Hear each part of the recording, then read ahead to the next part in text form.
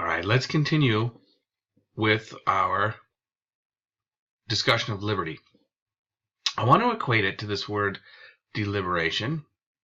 You see the root of liberty in here, which is possible. It could come from the Latin libra, which means scale. So to deliberate means to weigh.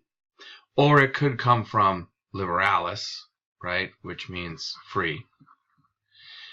So either way, really, it explains where we want to go. But I'm going to take this possibility. So you all know, right, that to deliberate means to think about, right? So when we say we do something deliberately, that doesn't mean that we do something impulsively or accidentally. It means we thought about it, we weighed it, we had free choice in the matter. And there's a lot, if we unpack this term, as to what deliberation actually means. And what I would like to do is to bring up a model of the soul. All right, now here's the deal. I'm not getting all religious. This is a model of the soul from, it's expressed in Plato's Republic and a lot of Plato's works. And this was very common in the ancient period, this concept of the soul. But before we get religious-y, in Greek, soul is this word, psyche, which is rendered in various English spellings. And psyche, the word we get psychology from and all that, means sort of life force to the Greeks. And everything had a life force. Every living thing, right, life, to the Greeks then had some kind of soul. But the idea was there are different types of soul. And so at the very bottom of Plato's model is the appetitive soul. And this is a soul, a living thing that keeps itself alive. So really these are living drives. So this would be things like, you know, to eat, to hydrate. Seriously? There we go. Procreate. All that sort of stuff, right? So in other words, the very basic elements of life. In other words, all living things have at least a soul of this nature. So here you could think of, you know, like plants would be an example of this, right? Because plants indeed have appetites. That is, they have needs to eat, to hydrate, to procreate that are part of being a living thing. Then we have the emotional soul, or sometimes called spirit. And emotion or spirit is available to animals. And these are things with basically a central nervous system. Now, obviously, Plato didn't understand or explain it in that way, but that's the deal. Because the thing about animals is they have the ability to move. Well, so do plants, right? But we mean here locomotion. In other words, they can move themselves, which is why in Latin, animus, there's animus in the masculine, anima in the feminine, and anima, the word we get for animation and stuff, means to move. So animals are those things that can move. Okay. And then finally, we have at the very top, I should say this. So the main difference between these two is that these ones, all living things, have these needs that life meets. But the main difference between the animal and the plant is that the animal can choose to locomote itself, I guess we could say.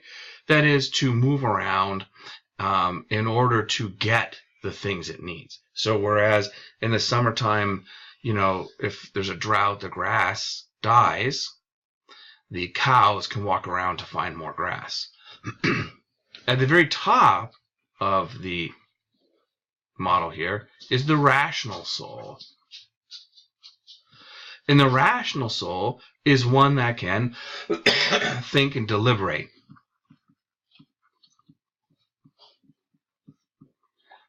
This is where we get our calculation, our abstraction, all that kind of stuff. And this is available to human beings. And here's the deal then. So if we look at this, right, we could say this is all living things, this is animals, and this is people here, right? Animals have both an emotional and an appetitive soul. People have a rational, emotional, and appetitive soul. In other words, as you move up the chain, you still have those from underneath. Now, let us clear the page. Let's go back to our tripartite soul here. Okay, now how does this apply to human beings? Well, so that means that the human being has three levels, right? There's the bodily, there's the emotional, and there's the rational. Now, what does that mean for us? Well, just like plants, we have bodily needs, right? So these would be our physical desires. And this would include things like obviously hunger and thirst, right? That kind of stuff. But it also includes the need for pleasure, the need for physical stuff. I meant to write thirst there. Because here's the deal, right? Basically, money is what gets us stuff, and the stuff gives us the pleasure in dealing with things like our hunger and our thirst.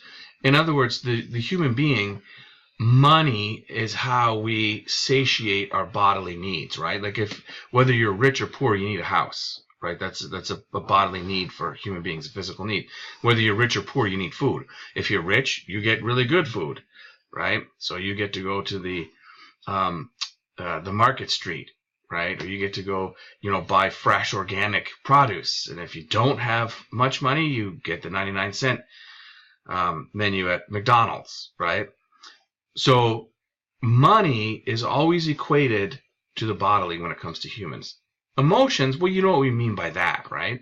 By our emotions, we mean our impulses, feelings, all that kind of stuff, right? And this is where we can say there's a connection to animals. Because indeed, you can tell when your dog is happy, when your dog is scared, when your dog is angry, right? Same with human beings.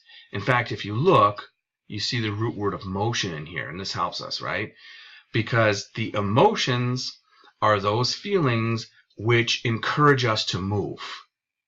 Generally, to have our bodily needs met, right? So, for instance, self-preservation, anger would move us to, whatever, preserve our life or something, right? But then also you could think on a more complex level, perhaps sadness or depression. Depression or a feeling of, might be your soul telling you to make a change in your life, right? Who knows? But anyways, that's what emotions are. And then reason, obviously, the rational is, as we said, the deliberative part. Okay, now here's the deal. This is the soul of a plant, this is the soul of an animal, and this is the soul of a human being. I'm just going to go HB, okay? Human being. Now, the human being has all this in him or her, right? So the deal is we do have, obviously, our bodily desires and our need for pleasures and our physical desires. We also have our passions and emotions. But what makes us truly human is this part, the rational. So if you're, following this model and you believe the ancients, then the idea is that this is what is truly human. This is what is simply living. So we share this stuff in common with other living things, but this is our true nature. This is what makes us unique. So, can a plant act as an animal? It can't. Can an animal act as a plant? Well, I guess if an animal acted as a plant, it would have no feelings at all or something like that, right? Could an animal act as a human being? No. We like to attribute, human affections to our animals, but they can't think abstractly and they cannot deliberate. Can a human being act like an animal? Absolutely. So a human being, here's the deal. If we say, oh, I'm very emotional, right? Or I'm very passionate. Here's another word. Emotion and passion and feelings we share with animals. They are not human. They are not our nature. They are very powerful. They influence the way that we make choices, but they are not uniquely human. Likewise, our bodily and physical desires are not uniquely human. We share them with all living things. So if we live for fun and money, that's supposed to be a dollar sign, and pleasure, right? This is the life here of sex, drugs, and rock and roll. Then we are living as plants, not as human beings. Likewise, if we live for passion and impulse and emotion, we're living as animals. It's only when we make deliberate choices that we act as human beings. Now back to this word liberty. If we're going to take deliberate to stem from the Latin word for liberty, that means that when we deliberate, we choose freely, right? Remember, it had to do with free. And so free thinking is when we do not have the influences, of this stuff. Because we know very well that our pleasures can move us to make decisions that we regret. We do know that our emotions can have us lead us to decisions that we regret. How many times when we are angry do we say things which later on we come back and say, oh, I'm sorry, that wasn't me? Because what we mean is, this is me.